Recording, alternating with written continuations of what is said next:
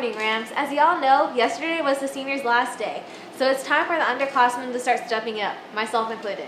I'm Haley, and here are your announcements for Thursday, May 23rd. Today, we have a modified Monday schedule, and tomorrow we start underclassmen final exams. So you know what that means. We're only going to have 2 periods, and we all get to go home at 11:55. Graduation?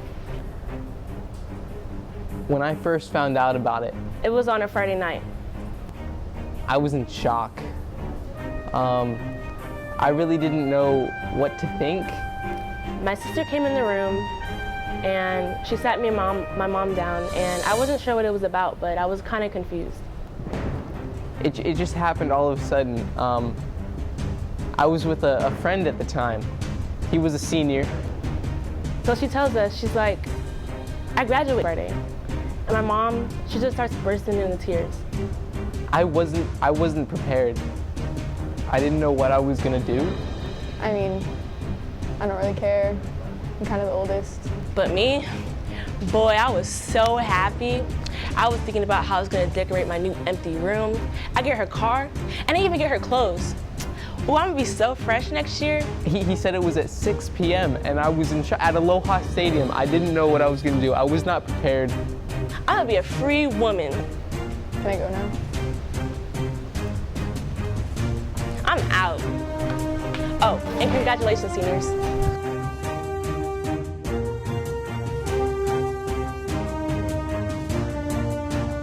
The graduation ceremony for all seniors is tomorrow night. The program starts at 6 o'clock, so make sure that you're not late.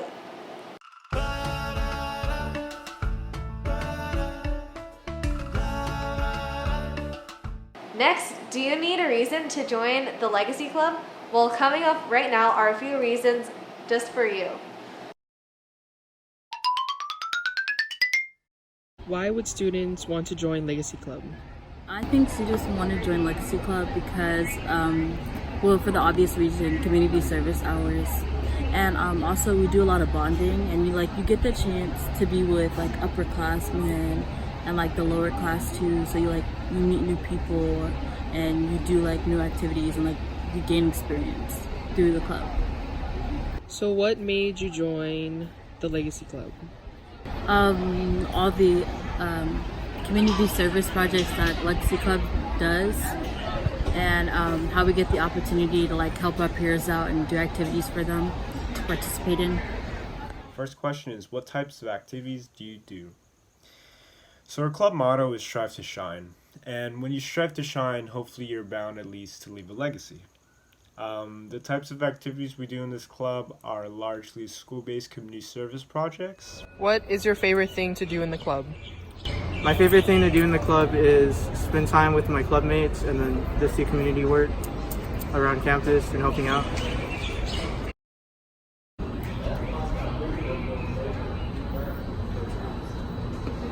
Don't trash it, recycle it.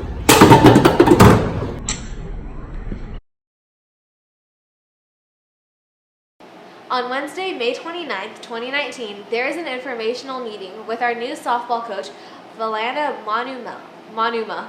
Meeting begins promptly at 12:30. This meeting will explain all of the expectations for the off-season and weight training schedule and required expectations for the upcoming 2020 season. Returnees are required to be at this meeting, and this is mandatory, so don't skip it. And if you lost anything throughout the school year, please come check the office Lost and Found. All items that aren't claimed will be donated during the summertime, so come get your items. Well, that's all the news for today, Rams. I'm Haley, and have a Ram extraordinary day.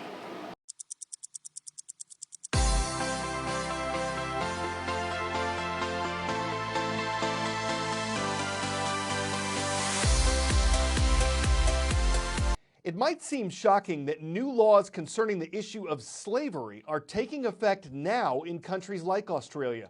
But there are an estimated 40 million people who live in slavery today, and part of the mission of CNN's Freedom Project is to get the word out that slavery is not just a thing of the past.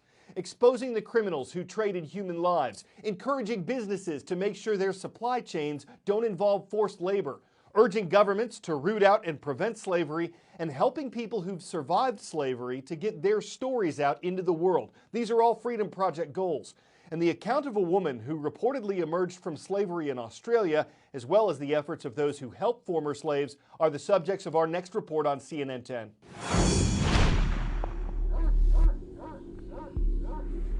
Sandra came to Australia from Fiji in 2006 to work as a housekeeper.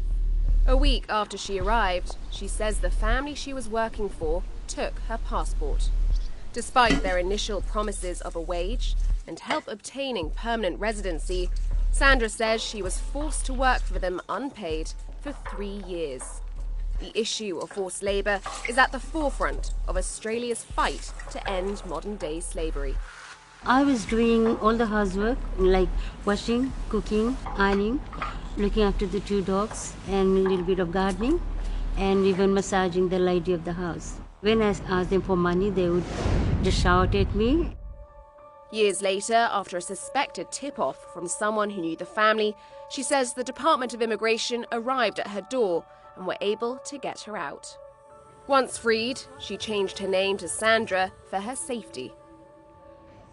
Soon after, she met Sally Irwin, who started the Freedom Hub. With an on-site cafe to raise funds and awareness, the Freedom Hub primarily runs a survivor school for people affected by slavery in Australia. There's a long wait, 4 to 5 year wait for a court case to come around. And what I was seeing was that these women are being in bedrooms, too scared to go out. There was no aftercare. All right, so this is the class that we did. We've got a lot of courses, everything from personal care right through to language skills, right through to computer classes, Australian culture. I mean, yeah, the really basic ones might even be just how to get a bus to the beach and, buy an ice cream. And bit by bit, they start to build their own confidence so that they feel that they can go out themselves. They start going out together as a little group. In 2019, Australia's first Modern Slavery Act has come into effect. Australian businesses with a revenue of more than $100 million are required to report annually on the risks of modern slavery in their operations and supply chains and how they've addressed those risks. What I love about it in Australia is that it will actually raise awareness. So I think the main impact will be that people will have a lot more identification of victims. Today, Sandra stands as a beacon of hope for what can be achieved in Australia's mission to end slavery. Well, I'm a aged care nurse. I have a full-time job. I have my own life. I have freedom. I can drive, and I'm living on my own. I have so many family and friends. So I'm happy. Can we get